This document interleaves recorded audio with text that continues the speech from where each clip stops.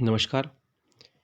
आज अपन बात करेंगे अपने पहले टॉपिक से रिलेटेड कुछ इम्पोर्टेंट क्वेश्चंस आंसर है जो कंपटीशन एग्ज़ाम में कई बार पूछे गए हैं और आने की संभावना है।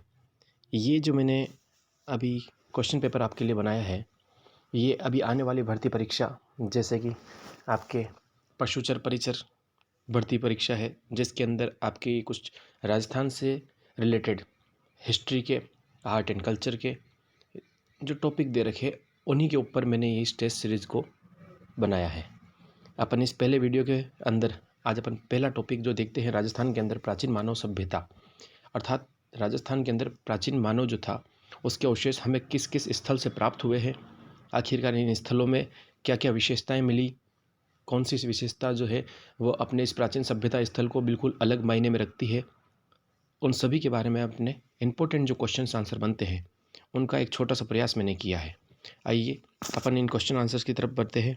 आपके सामने पहला जो क्वेश्चन है वो कई बार कंपटीशन एग्जाम में पूछा गया है और शायद आप सभी को वैसे पता भी होगा। देखिए, पहला क्वेश्चन जो आपके सामने है वो ये है कि भारतीय पुरातत्व सर्वेक्षण विभाग की स्थापना कब एवं किसके नेतृत्व में की गई। यानी कि भारतीय सर्वेक्षण विभाग जो था, जिसके ASI बोलते हैं, आर्कियोलॉजिकल सर्वे ऑफ इंडिया, जिसके फाउंडर कौन थे और ये कब इसकी स्थापना की गई थी। आपके ऑप्शंस दे रखे हैं 1920 जॉन मार्शल, 1921 स्मिथ महोदय, 1902 जॉन मार्शल या 1861 अलेक्जेंडर कनिंघम। इसका सही आंसर जो है आपके सामने वो है डी, अलेक्जेंडर कनिंघम। याद रखिए, अलेक्जेंडर कनिंघम जो थे, इन्होंने भारतीय पुरातत्व विभाग जो था, सर्वेक्षण विभाग, इसकी स्थापना की थी 1861 में। इन्हीं के प्रयासों से भारत के अंदर कलकत्ता में ASI की स्थापना की गई थी। अगर अपन देखें तो 1902 अपन पढ़ते हैं कहीं कि जॉन मार्शल, तो याद रखिएगा जॉन मार्शल जो थे, उन जॉन मार्शल ने अपने इसका पुनर्गठन किया था, ठीक है, और पुनर्गठन किया और फिर बाद में कालांतर के अंदर यही जॉन मार्शल जो है, इनके नेतृत्व में आने के बाद 1921 और 20 जो थे, उस समय ये भारतीय पुरातत्व विभाग के महानिदेशक के पद पर नियुक्त किए गए थे। और फिर कालांतर में इन्हीं के द्वारा, इन्हीं के कार्यकाल में अपन देखते हैं तो भारत के प्राचीनतम मानव सभ्यता स्थल जो भारत की आज़ादी से पहले भारत का ही एक अभिन्न हिस्सा हुआ करते थे, जिसमें सिंधु घाटी सभ्यता के अपन वो महत्वपूर्ण स्थल की बात करते हैं, जिसमें मोहनजोदड़ो और हड़प्पा आते हैं। तो उनके ही निर्देशन के अंदर आपको पता हो तो हड़प्पा सभ्यता, हड़प्पा टीले की खोज की गई थी। फिर बाद में उसका उत्खनन किया गया और सिंधु घाटी सभ्यता का पहला स्थल निकला। उसके पश्चात भारत के अंदर इसी से रिलेटेड, इसी के समीप एक और स्थल खोजा गया था जो मोहनजोदड़ो था। इस प्रकार अपन भारत के अंदर प्राचीनतम मानव सभ्यता के अवशेष की अगर बात करते हैं तो सिंधु घाटी सभ्यता के वो दो महत्वपूर्ण स्थल, जिसमें हड़प्पा और मोहनजोदड़ो, ये स्थल हमारे सामने आए।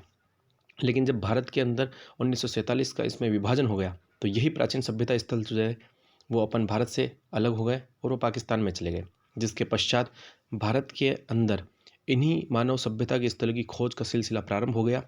जिसके बाद भारत के उन्हीं इलाकों में जो पश्चिमी सीमा पर पाकिस्तान से लगे हुए थे, वहाँ पर इस कार्य को सबसे पहले प्राथमिकता दी गई। जिसके बाद अपन बात करेंगे कि भारत के अंदर नहीं, राजस्थान के अंदर भी इस प्रकार के जो पुरातात्विक अवशेष थे वो कहीं ना कहीं हमारे आसपास के क्षेत्र में मिले। जैसे उदाहरण के तौर पर आप सभी को पता हो कालीबंगा सभ्यता। फिर अपन बात करेंगे उसी के हिसाब से राजस्थान के अंदर दक्षिणतम के अंदर जो क्षेत्र है, आहड़ सभ्यता। इसी हिसाब से अपन देखें तो पाषाणकालीन स्थलों के भी अपने पास कुछ अवशेष प्राप्त हुए हैं, जैसे कि बागौर के अंदर जो मध्य पाषाणकालीन जो सभ्यता स्थल था, जहाँ पे प्राचीन सभ्यता के जो कृषि अवशेष थे वो देखने को मिले।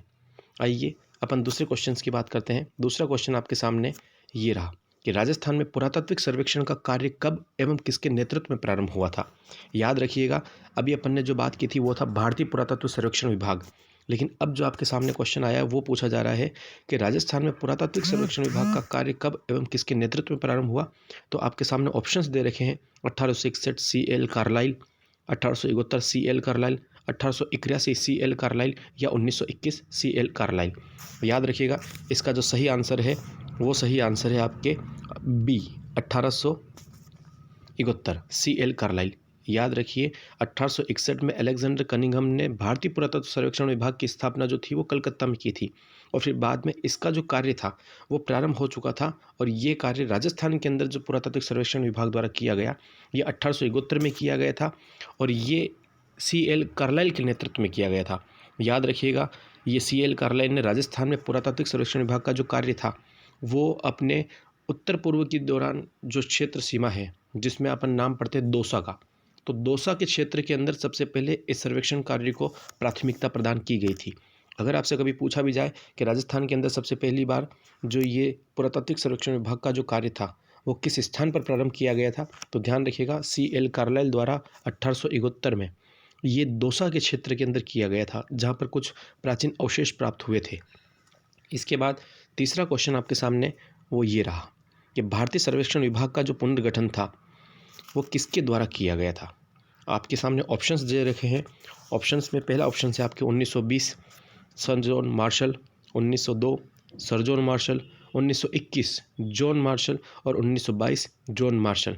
तो ध्यान रखिएगा भारतीय सर्वेक्षण पुनर्गठन, ध्यान रखिएगा अभी जस्ट मैंने आपको थोड़ी देर पहले पहला जो क्वेश्चन बताया था उसी समय कहा था कि सर जॉन मार्शल जो थे उन्होंने 1902 में, कब, 1902 के अंदर भारतीय पुरातत्व सर्वेक्षण विभाग का पुनर्गठन किया था। कालांतर के अंदर यही सर जॉन मार्शल जो है 1920 के आसपास इसके महानिदेशक के पद पर नियुक्त होते हैं, जिनके नेतृत्व में फिर बाद में अपने पास मोहनजोदड़ो और हड़प्पा सभ्यता जो स्थल थे वो खोजे गए।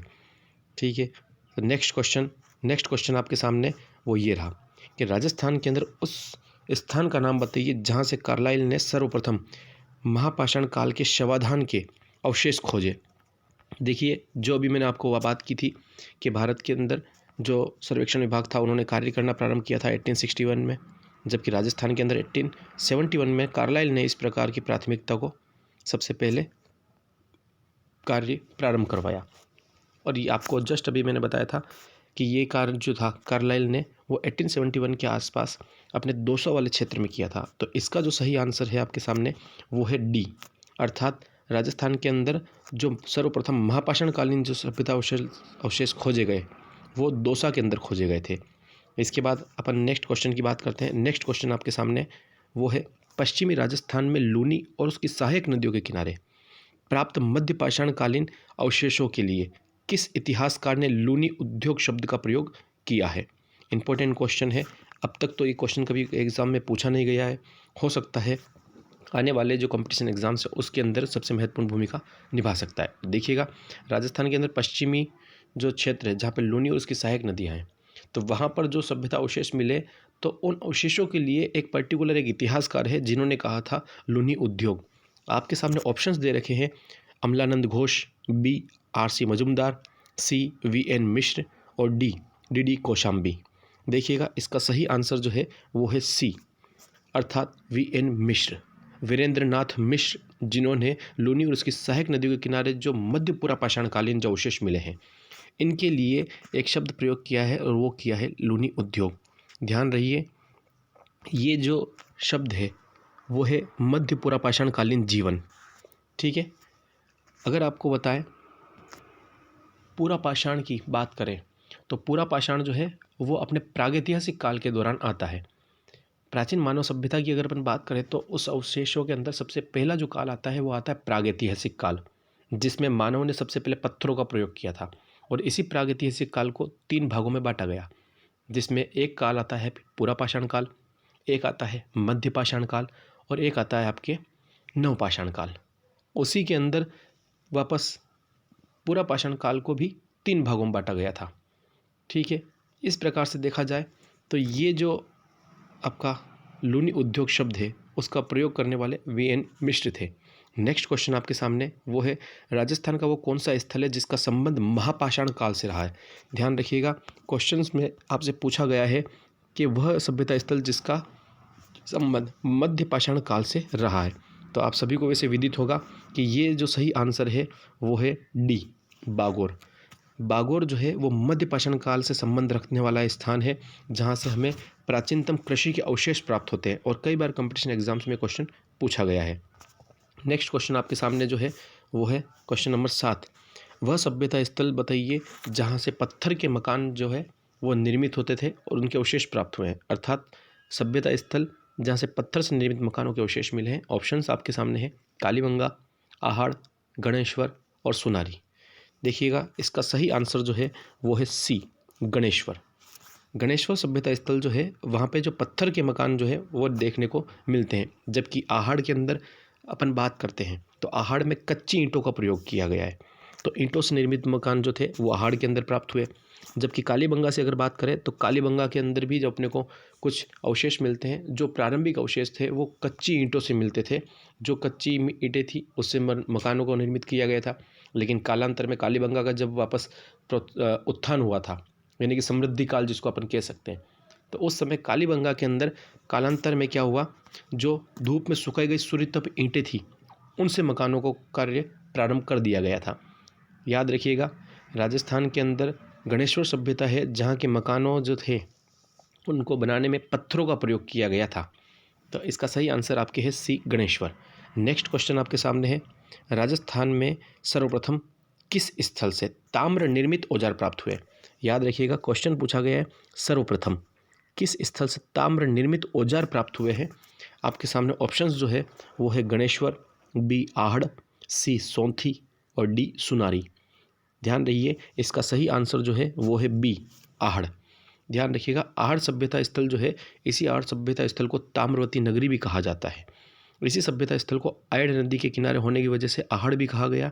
इसको स्थानीय भाषा में धुलकोट नाम भी दिया गया है।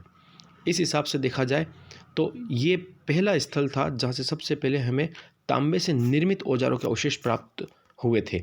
जबकि अगर अपन गणेश्वर की जो बात करते हैं तो गणेश्वर जो सभ्यता स्थल है, उस गणेश्वर से हमें क्या हुआ था, सबसे ज़्यादा, ठीक है, सबसे ज़्यादा मात्रा के अंदर हमें क्या मिले थे, तांबे के अवशेष। और सबसे ज़्यादा मात्रा में ये तांबे के अवशेष हमें गणेश्वर सभ्यता से मिले। इसीलिए गणेश्वर सभ्यता को ताम्रवती सभ्यता की जननी कहा गया है। जननी बोले तो जन्म देने वाली अर्थात माता। तो ध्यान रखिएगा, गणेश्वर ताम्रवती सभ्यताओं की जननी है। जबकि सबसे पहले की अगर अपन बात करें तो सबसे पहले तांबे से निर्मित औजार जो थे वो हमें आहड़ में देखने को मिलते हैं। नेक्स्ट क्वेश्चन आपके सामने, उन स्थानों का चुनाव करें जहाँ से लोहा गलाने की भट्टियाँ प्राप्त हुई है। क्वेश्चन बहुत अच्छा है, कई बार पूछा गया है। ऑप्शंस आपके सामने दे रखे हैं, सुनारी, Jodhpura, Balathal. Options B Sunari, Ahar, Ganeshwar. Option C Ganeshwar, Sunari, Balathal, या ऑप्शन डी जोधपुरा, सुनारी या गणेश्वर। देखिएगा, इसका सही आंसर जो है वो आपके दे रखा है लोह गलाने की भट्टियों से प्राप्त अवशेष। तो पहला जो आपका ऑप्शन है यानी कि ऑप्शन ए, जिसमें आपके दे रखा है सुनारी। सुनारी आपके सामने पड़ता है झुंझुनू में, जोधपुरा ये पड़ता है जयपुर में, और बालाथल ये पड़ता है आपके उदयपुर में। ये तीनों जो स्थल है ये लोह गलाने की भट्टियाँ जहाँ से मिली है वह स्थल है। तो याद रखिए, सुनारी, झुंझुनू, जोधपुरा, जयपुर और बालाथल, यहाँ से हमें प्राचीनतम लोहा गलाने की भट्टियों के अवशेष प्राप्त हुए। इसके अलावा एक स्थान और राजस्थान में प्राप्त हुआ है जहाँ से इस प्रकार की भट्टियों के साक्ष्य मिलते हैं, और वो स्थान है इसवाल। इसवाल पड़ता है आपके उदयपुर के अंदर। तो इसवाल के अंदर भी हमें प्राचीन मानव सभ्यता के जो अवशेष हैं वो देखने को मिलते हैं, लेकिन साथ साथ वहाँ पर लोहा गलाने की भट्टियों के अवशेष भी यहाँ पे दिखाई देते हैं। इस प्रकार से अगर देखा जाए तो ये आपका एक और क्वेश्चन आकर निकल कर आया। नेक्स्ट क्वेश्चन आता है आपके सामने, वो है क्वेश्चन नंबर 10, वह सभ्यता स्थल जहाँ से कुष्ठ रोग के प्राचीनतम अवशेष मिले हैं। कुष्ठ रोग के प्राचीनतम अवशेष, ध्यान रखिएगा, कुष्ठ रोग के प्राचीनतम अवशेषों की अगर अपन बात करें तो उसके लिए आपके सामने ऑप्शंस है, वो है कौन सा, number A Sunari, B Balathal, सी नगरी या डी रेड। इसका सही आंसर है बी बालाथल। बालाथल सभ्यता ऐसा स्थल है जहाँ से हमें प्राचीनतम किसी व्यक्ति के कुष्ठ रोगी होने के प्रमाण मिलते हैं। ठीक है, इसके बाद नेक्स्ट क्वेश्चन आपके सामने वो है क्वेश्चन नंबर 11, आहड़ सभ्यता स्थल के उत्खननकर्ता का सही क्रम। ध्यान रखिएगा, आहड़ सभ्यता एकमात्र ऐसा सभ्यता स्थल है जिसका उत्खनन जो था वो 3 चरणों में हुआ था। इसमें आपके ऑप्शंस दे रखे हैं, number A Akshay Kirti Vyas, R C. Agarwal, H D. Sankalia. Option B H D. Sankalia, R C. Agarwal या Akshay Kirti Vyas. Option C R C. Agarwal, H D. Sankalia या अक्षय कीर्ति व्यास, और option D L P. Tessitori, H D. Sankalia या आर.सी. अग्रवाल। याद रखिएगा, इसका सही आंसर जो है वो है आपके ए अक्षय कीर्ति व्यास। सबसे पहले आहड़ सभ्यता स्थल के उत्खननकर्ता जो थे वो अक्षय कीर्ति व्यास थे, जिन्होंने इसका खोजा, और खोजने के बाद इसका उत्खनन कार्य जो था वो सबसे पहले प्रारंभ किया। उसके बाद दूसरे चरण जो था आहड़ सभ्यता के स्थल का खोज करने का, उत्खनन करने का वो थे आरसी अग्रवाल, रतन चंद्र अग्रवाल, जिन्होंने इस सभ्यता स्थल का दूसरी बार उत्खनन किया था। लेकिन अगर देखा जाए तो आहड़ सभ्यता का एक व्यापक पैमाने पर, व्यापक स्तर पर अगर किसी ने उत्खनन किया था तो उत्खननकर्ता जो थे वो आपके सामने थे एच.डी. साकलिया, हसमुख धीरज दयाल साकलिया, जिन्होंने इस सभ्यता स्थल का तीसरे और अंतिम चरण में सबसे लंबे स्तर पर इसका क्या किया था, उत्खनन किया था। और यही उत्खनन जो था ये एच.डी. साकलिया ने, जो अपने फर्स्ट गेट का अभी एग्ज़ाम हुआ था 2022 वाला, जिसके जीके के पेपर में क्वेश्चन पूछा गया था, जो एक बार रद्द हो चुका था लेकिन वापस इसका पेपर हुआ, उसमें पूछा गया था कि इस आहड़ सभ्यता स्थल के अंदर जो उत्खनन का कार्य था, उस उत्खनन कार्य के अंदर कौन से विश्वविद्यालय ने सहयोग प्रदान किया था। तो ध्यान रखिएगा, डेक्कन कॉलेज जो पूना है महाराष्ट्र का, उस कॉलेज ने यहाँ पर इस उत्खनन कार्य में एच.डी. साकलिया का सहयोग किया था। इस प्रकार से एक और इसके साथ विश्वविद्यालय जो था वो जुड़ा हुआ था, वो था मेलबोर्न विश्वविद्यालय ऑस्ट्रेलिया, जिनके नेतृत्व में राजस्थान का ये आहड़ सभ्यता स्थल का तीसरा और व्यापक स्तर पर उत्खनन किया गया, जहाँ पर इस सभ्यता स्थल के कई बार बनने और उजड़ने के अवशेष अपने को दिखाई देते हैं।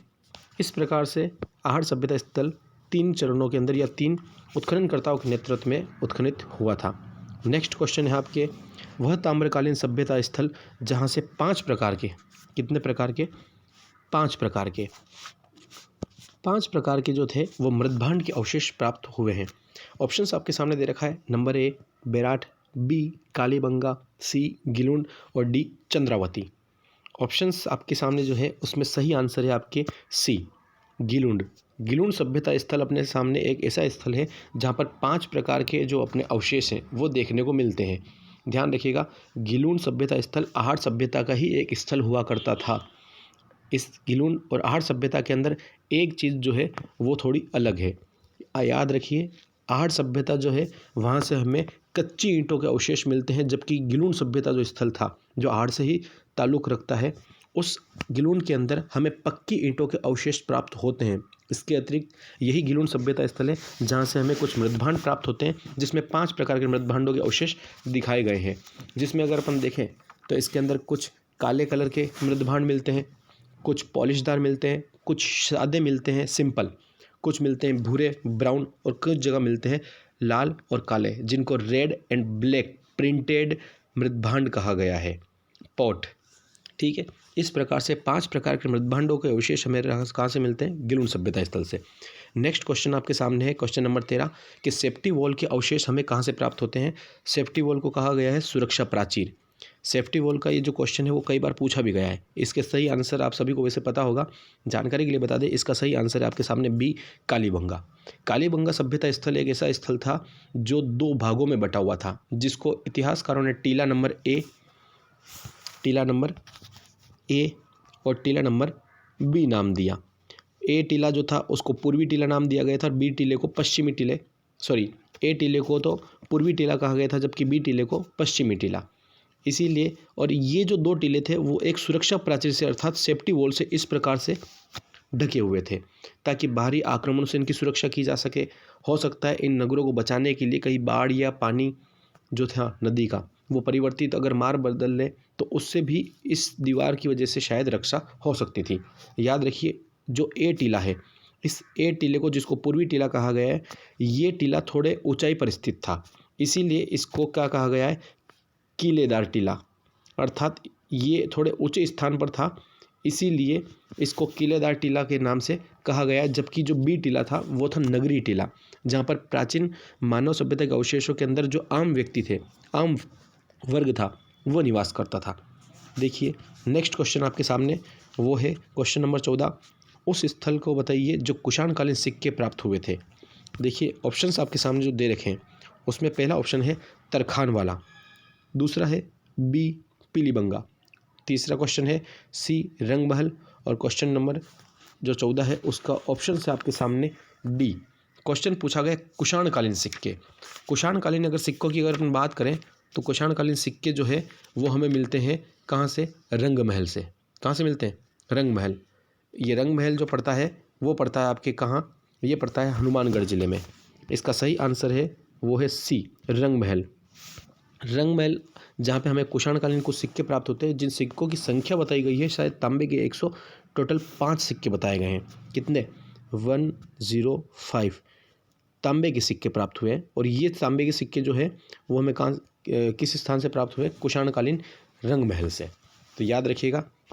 इस प्रकार से नेक्स्ट क्वेश्चन आपके सामने जो है वो है पंचमार्क एवं यूनानी शासक मिनांडर के सिक्के हमें किस स्थान से प्राप्त हुए हैं? क्वेश्चन आपके सामने जो दे रखा है ये है पंचमार्क जो सिक्के हैं यूनानी शासक मिनांडर, इसके सिक्के हमें राजस्थान के किस स्थान से प्राप्त हुए हैं? क्वेश्चंस आपके सामने दे रखा है, जिसका पहला ऑप्शन है वो है रेड, ऑप्शन बी आपके सामने दे रखा है बी नगरी, ऑप्शन सी आपके सामने दे रखा है वो है बेराट, और ऑप्शन डी आपके दे रखा है इसवाल। जानकारी के लिए आपके बता दें कि प्राचीन जो सभ्यता स्थल था जहाँ से हमें पंचमार्क सिक्के मिलते हैं, और कुछ मिनांडर जो यूनानी शासक था जिसको मिलिंद पन्हो भी कहा गया है, उस मिलिंद पन्हो अर्थात मिनांडर के जो सिक्के हैं वो हमें मिलते हैं एक ऐसे स्थान से जिसे मानव सभ्यता के अंदर ऐसा बताया गया है कि ये सभ्यता स्थल जो था, ये सभ्यता स्थल भारत का प्राचीन सभ्यता स्थल टाटानगर कहलाता था। ये रेड है, इसका सही आंसर क्या है? रेड। तो प्राचीन मानव सभ्यता स्थल रेड, जहाँ से हमें मिनांडर के सिक्के प्राप्त होते हैं। और पंचमार्क सिक्के इसलिए कहा गया है क्योंकि इन सिक्कों के अंदर 5 प्रकार की कुछ आकृतियाँ होती थी, जिसके अंदर एक वृक्ष हो गया, पेड़, कुछ सिक्कों के ऊपर मछली का अंकन मिलता है, कुछ सिक्कों के ऊपर अंध्रचंद्रमा का अंकन मिलता है, कुछ सिक्कों के ऊपर पीपल का जो वृक्ष है उसका अवशेष मिलता है, कुछ सिक्कों के ऊपर इसके अतिरिक्त अपने को देखा जाए तो किसी एक जानवर की आकृति मिलती है। कई जगह उस जानवर को वृषभ बता रखा है अर्थात बैल, कई जगह इसको सिंह बता रखा है। इस प्रकार से देखा जाए तो ये वो पंचमार्क सिक्के थे जिनपे 5 प्रकार की आकृति जो थी वो बताई गई है। ठीक है, इस प्रकार से ये पंचमार्क सिक्के और यूनानी शासक मिनांडर के सिक्का जो जहाँ से प्राप्त हुआ है वो स्थान है रेड। नेक्स्ट क्वेश्चन आपके सामने है वो है क्वेश्चन नंबर 16। बेराट सभ्यता स्थल की खोज सर्वप्रथम किसने एवं कब की? ऑप्शंस आपके सामने दे रखे हैं। वो है पहला ऑप्शन ए टेस्टिटोरी द्वारा 1837 में, दूसरा कैप्टन बट 1837, सी नील रतन बनर्जी 1951 और डी आर.सी. अग्रवाल 1861। ऑप्शंस इसका जो है सही वो है B, option B captain but. 1837 के अंदर कैप्टन बट ने सबसे पहले बेराट सभ्यता स्थल की खोज की थी, और ये बेराट सभ्यता स्थल से पहला जो अवशेष खोजा गया था कैप्टन बट द्वारा वो खोजा गया था भाबरू में। एक बेराट के अंदर भाबरू नामक गांव पड़ता है जहां पर उन्होंने एक शिलालेख प्राप्त किया था, और वो शिलालेख भाबरू नामक स्थान से प्राप्त होने के चलते उस शिलालेख का नाम रख दिया गया था भाबरू शिलालेख। याद रखिएगा, भाबरू शिलालेख जो है उसकी खोज सबसे पहले कैप्टन बट ने की थी, और उसके बाद फिर धीरे धीरे करके इसी सभ्यता स्थल से हमें क्या हुआ, इस सभ्यता स्थल से कुछ अवशेष प्राप्त हुए थे बेराट, जिसको वर्तमान में विराट नगर के नाम से भी जाना जाता है। क्लियर? वैसे इससे एक क्वेश्चन पूछा गया था लास्ट टाइम एक कंपटीशन एग्ज़ाम में कि जो भाबरू शिलालेख है जो भाबरू गांव से प्राप्त हुआ है, ये शिलालेख जो था वो किस पहाड़ी पर मिला था? भीम पहाड़ी, बीजक पहाड़ी, या मोती डूंगरी की पहाड़ी, या फिर एक ऑप्शन कोई अलग सा दे रखा था। ध्यान रखिएगा, तो कैप्टन बट ने जो पहला ये शिलालेख खोजा था भाबरू शिलालेख, ये खोजा था उन्होंने बीजक की पहाड़ी सर। कहाँ से? बीजक की पहाड़ी, जो NH 8 नेशनल हाईवे 8 के ऊपर जो दिल्ली मार्ग है उस पर पड़ता है भाबरू गांव में।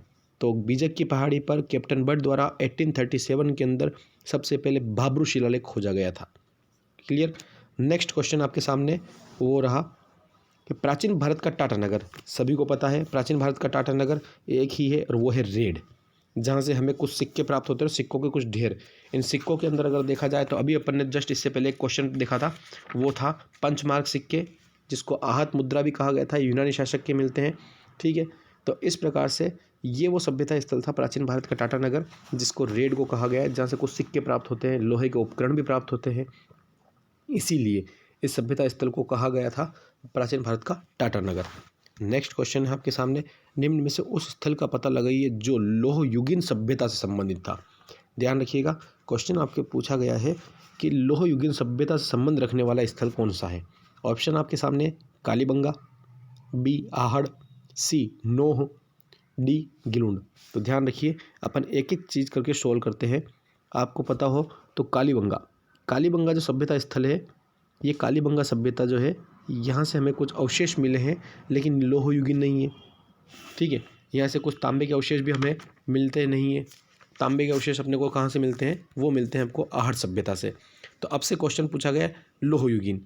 ध्यान रखिएगा, ऑप्शन बी आहट सभ्यता। आहट सभ्यता के लिए अपन ने जस्ट थोड़ी देर पहले देखा था कि आहट सभ्यता जो था वो ताम्रवती नगरी भी कहलाता था। सबसे पहले तांबे के अवशेष यहाँ से मिले थे। ऑप्शन डी गिलुंड जो आहट सभ्यता का एक सभ्यता स्थल था, तो ओबियसली यहाँ से भी ऐसे अवशेष प्राप्त नहीं होंगे। इसका सही आंसर जो है वो है आपके सामने सी नोह। नोह एक ऐसा स्थल है जो कि लोह युगीन सभ्यता से संबंध रखता है। याद रखिएगा, लोह युगीन सभ्यता से संबंध रखने वाले कुछ स्थलों के नाम मैं आपके सामने बता रहा हूँ। जैसे एक पड़ता है विराटनगर, ठीक है। दूसरा अगर अपन बात करें तो जयपुर के अंदर एक स्थान पड़ता है जोधपुरा, जहाँ से अभी मैंने आपको बात की थी कि लोहा गलाने की प्राचीनतम भट्टियों के अवशेष मिले। एक अपने स्थान पड़ता है सुनारी वाला, जो अपने क्वेश्चन आया था अभी कि निम्न में से किस स्थल पर जो है अपने लोहा गलाने की भट्टियों के अवशेष मिले। ऐसे ही अपन ने बात की थी एक उदयपुर के अंदर इसवाल की, ठीक है। तो ये वो स्थल है जहाँ से हमें लोहा गलाने की भट्टी अर्थात लोह युगीन सभ्यता के अवशेष मिलते हैं। तो इसका सही आंसर क्या होगा? नोह। नेक्स्ट क्वेश्चन आपके सामने वो ये है कि निम्न में से किस स्थल से मुगलकालीन टकसाल के प्राप्त हुए हैं, टकसाल के अवशेष प्राप्त हुए हैं। ध्यान रखिएगा, मुगलकालीन टकसाल, क्वेश्चन बहुत अच्छा है। ध्यान रखिए, ऑप्शन आपके सामने दे रखा है रेड, बी बेराट, सी रंगमहल, डी नगरी। इसका सही आंसर है आपके सामने बी बेराट। बेराट सभ्यता स्थल एक ऐसा स्थल है जहाँ से हमें मुगलकालीन अवशेष भी प्राप्त होते हैं। ध्यान रखिएगा, यहाँ से हमें मुगलकालीन जो टकसाल मिली है वो जहांगीर की और अकबर के शासनकाल में जो टकसाल थी उसके अवशेष देखने को मिलते हैं। यानी कि अकबर के शासनकाल में और जहांगीर के शासनकाल में इस स्थान से क्या सिक्के जो थे वो छपा करते थे, अर्थात सिक्के ढाले जाते थे। नेक्स्ट क्वेश्चन आपके सामने है वो है किस सभ्यता स्थल को कारकोट नगर के नाम से जाना जाता है। बहुत अच्छा क्वेश्चन है। निम्न में से किस सभ्यता स्थल को कारकोट नगर के नाम से जाना जाता है जहाँ से मालव जनपद के सिक्के प्राप्त हुए हैं। याद रखिएगा, ये क्वेश्चन जो है ये अपने को थोड़ा कंफ्यूज करने वाला होता है। इससे पहले अपन ने बात की थी उस सभ्यता स्थल की जहाँ से मीनांडर के सिक्के प्राप्त हुए थे, वो था आपके रेड। जबकि एक क्वेश्चन आपके सामने आया था कि प्राचीन भारत का टाटा नगर, वो भी रेड। जबकि एक क्वेश्चन आपके सामने आया है कि प्राचीन समय का वह स्थल जिसको कारकोट नगर के नाम से जाना जाता है जहाँ से मालव जनपद के सिक्के मिलते हैं। तो ऑप्शंस आपके सामने जो है वो है ए नगर। ध्यान रखिएगा, एक यहाँ पे प्रिंट मिस्टेक हो चुकी है, ये जो है वो है नगर। नगर पड़ता है आपके टोंक के अंदर। तो नगर से हमें क्या होता है, प्राचीन मालव जनपद के सिक्के भी प्राप्त होते हैं जिनकी संख्या लगभग 5 या 6 हज़ार के आसपास बताई गई है। और इसी नगर को क्या कहा गया है? कारकोट नगर के नाम से जाना गया है। तो ध्यान रखिएगा, ये ऑप्शन ए है नगरी, ये नगरी नहीं है। नगरी चित्तौड़ में पड़ता है जिसको मध्यमिका कहा गया था। इसका सही आंसर है नगर। नेक्स्ट क्वेश्चन आपके सामने 21। आज़ादी के बाद जो हमने पाकिस्तान को देकर खोया है उससे कहीं ज़्यादा हमने इस स्थान को प्राप्त करके पा लिया। डॉक्टर सत्यप्रकाश ने यह कथन जो था वो किस सभ्यता स्थल के लिए कहा था? क्वेश्चन में तो कहा गया आज़ादी के बाद 1947 के अंदर, आपको पता है भारत का जब विभाजन हो चुका था तो 1920 और 21 के अंदर खोजा गया हड़प्पा और 21 और 22 के अंदर खोजा गया मोहनजोदड़ो। ये जो सभ्यता स्थल थे जो पाकिस्तान के अंदर चले गए थे, जिसके बाद हमारे पास कोई अवशेष ऐसे नहीं मिले। लेकिन फिर कालांतर में हमारे पास कुछ इस आज़ादी के बाद ऐसे सभ्यता स्थल को खोजा गया था जिसके बाद हमारे पास ऐसे अवशेष प्राप्त हुए जो शायद हड़प्पा और मोहनजोदड़ो को भी कई सालों पीछे छोड़ देते हैं। ऐसा सभ्यता स्थल जो था हमारे राजस्थान के अंदर वो मिला था हमें विराटनगर अर्थात बेराट से। याद रखिएगा, वो जो सभ्यता स्थल था वो बेराट था, जिसके लिए कहा गया था डॉक्टर सत्यप्रकाश ने कि आज़ादी के बाद जो हमने पाकिस्तान को देकर खो दिया था उससे कहीं ज़्यादा हमने बेराट को पाकर पा लिया था। क्योंकि बेराट ऐसा सभ्यता स्थल है जहाँ से हमें पाषाणकालीन अवशेष मिलते हैं, मौर्यकालीन अवशेष मिलते हैं, लोहयुगीन संस्कृति के अवशेष यहाँ पर देखने को मिलते हैं। इसके अलावा अगर देखा जाए तो बेराट से हमें महाभारत कालीन के अवशेष भी प्राप्त होते हैं। अभी इससे पहले अपन ने बात की थी मुगल कालीन टकसाल की, तो ये एक ऐसा सभ्यता स्थल है जहाँ से हमारे पास प्राचीन भारत के वंशों से रिलेटेड जैसे मौर्य शासक के सिक्के मिलते हैं, मौर्य शासक की कुछ मुद्राएं मिलती है, और सबसे बड़ा एविडेंस जो है वो है अशोक द्वारा स्वयं को बुद्ध कहना, यानी कि महात्मा बुद्ध का अनुयायी अशोक। इसी बेराट में जो शिलालेख मिला था, भाब्रू शिलालेख, जिसकी खोज की गई थी बीजक की पहाड़ी के अंदर कैप्टन बट द्वारा 1837 में, उसके अंदर अशोक ने स्वयं को यहाँ पर कहा था बौद्ध धर्म का अनुयायी, अर्थात बौद्ध धर्म के त्रिरत्न जिसको कहा गया है, बुद्ध धम्म एवं संघ, जिसके अवशेष यहाँ से देखने को मिले। तो ध्यान रखिएगा, इसी सभ्यता स्थल के लिए डॉक्टर सत्य प्रकाश ने इस प्रकार की बात को कहा था। नेक्स्ट क्वेश्चन आपके सामने वो है क्वेश्चन नंबर 22। रेड सभ्यता स्थल किस नदी के किनारे है? बहुत ही अच्छा क्वेश्चन है आपके सामने। रेड सभ्यता स्थल जो है वो कौन सी नदी के किनारे है? ऑप्शन आपके सामने है, ए साबी नदी, बी ढील नदी, सी कांतली और डी मेंथा। तो इसका सही आंसर है आपके सामने वो है डील नदी, अर्थात बी आंसर। तो बी आंसर जो है डील नदी, इसी डील नदी के किनारे हमारे सामने ये रेड सभ्यता स्थल जो है वो प्राप्त हुआ था। ठीक है, अगर आपको पता है तो इस सभ्यता स्थल की अगर देखें तो इस सभ्यता स्थल के अंदर कुछ बड़े बड़े अवशेष मिलते हैं। बताया गया है कि इसके अंदर एक बंगले टाइप अर्थात आलीशान महल या इमारत के कुछ अवशेष प्राप्त हुए थे। इसके अतिरिक्त देखा जाए तो इस अवशेष के अंदर 3 छोटे छोटे घर समथिंग या फिर कुछ यहाँ पर 2 मंजिला मकानों के अवशेष भी देखने को मिलते हैं, जो वहाँ की नगरीय सभ्यता को प्रचारित करने का कार्य कर रहे हैं। इसके अतिरिक्त नेक्स्ट क्वेश्चन आपके सामने वो ये रहा कि आहड़ के समान किस स्थल में अनाज के कोठार मिले? याद रखिएगा, आहड़ सभ्यता स्थल ऐसा था जहाँ से हमें अनाज के कुछ कोठार मिले हैं, जहाँ पे अनाज को स्टोर करके रखा जाता था। इनको स्थानीय भाषा में हमारे मेवाड़ के अंदर कहा जाता है कोठे। मिट्टी के बने रहते थे, जहाँ पर कई टाइम तक जो था वो अपना अनाज किसान जो है वो रख सकते थे सुरक्षित, और आवश्यकता पड़ने पर जब अकाल की स्थिति आ जाती है, फसलें नहीं होती है, तो ऐसे समय में उस कोठार का प्रयोग किया जाता था। तो उसी से रिलेटेड एक क्वेश्चन में इसमें डाला है, वो है कि अनाज के कोठार राजस्थान के अंदर आहड़ के अतिरिक्त कहाँ मिले हैं? तो ध्यान रखिएगा, इसका सही आंसर है आपके सामने ऑप्शन ए चंद्रावती। चंद्रावती सिरोही आबू के अंदर पड़ता है। ये वो स्थल है जहाँ पर अनाज के कुछ कोठार मिले हैं, जहाँ पर प्राचीन समय में मानव जो था अपना अनाज को स्टोरेज करके रखा करता था। तो इसके सही आंसर के रूप में आपका सही जो है आंसर वो है चंद्रावती आबू के अंदर अनाज के संग्रह के लिए बड़े बड़े कोठार यहाँ पर मिलते हैं। नेक्स्ट क्वेश्चन है आपके सामने वो है 24 कि प्राग ऐतिहासिक लोहयुगीन महाभारतकालीन एवं मौर्यकालीन अवशेष किस स्थल से मिले हैं? Option A Bairat, option B Ahar, option C Kalibanga और ऑप्शन डी मध्यमिका। मध्यमिका जिसको नगरी भी कहा गया। तो इसका सही आंसर है आपके सामने ए, वो है बेराट। बेराट सभ्यता स्थल जो है इसी के अंदर अभी प्रागैतिहासिक काल, जिसमें मैंने आपको बताया था पाषाणकालीन अवशेष भी मिलते हैं, क्योंकि कुछ गुफाओं के अंदर मानव द्वारा प्रथम चित्र जो अंकित किए गए थे वो यहाँ से देखने को मिलते हैं। प्राचीन युगों की चित्रशाला भी इस सभ्यता स्थल को कहा गया है, बेराट को। दूसरा है इसके अंदर लोहयुगीन सभ्यता का अवशेष। तीसरा मध्यकालीन मध्यकालीन भारत के अंदर मुगल टकसाल, जहांगीर अकबर के कुछ अवशेष मिलते हैं। टकसाल सिक्के छपते थे, बनते थे, ढाले जाते थे। मौर्यकालीन अवशेष जैसा कि मैंने आपको बताया था भाब्रू शिलालेख के अंदर अशोक के द्वारा जो धर्म के अंदर उसकी रुचि थी, बौद्ध धर्म के अंदर उसकी जानकारी दी गई है। नेक्स्ट और अंतिम जो क्वेश्चन है आपके सामने वो ये रहा, लकड़ी की नालियों का अवशेष किस सभ्यता स्थल से प्राप्त हुए हैं? आप सभी को पता है लकड़ी की नालियाँ जो थी वो हमें कालीबंगा से प्राप्त होती है, तो ऑप्शन ए।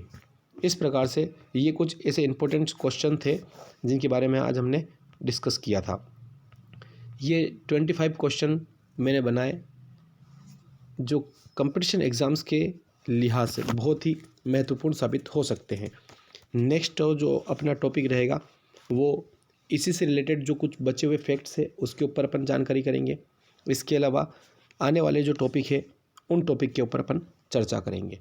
आज की क्लास को अपन यही विराम देंगे। अगर आपको क्लास अच्छी लगे तो प्लीज़ लाइक एंड सब्सक्राइब ज़रूर कीजिएगा और शेयर करना ना भूलिए। आज की क्लास यही समाप्त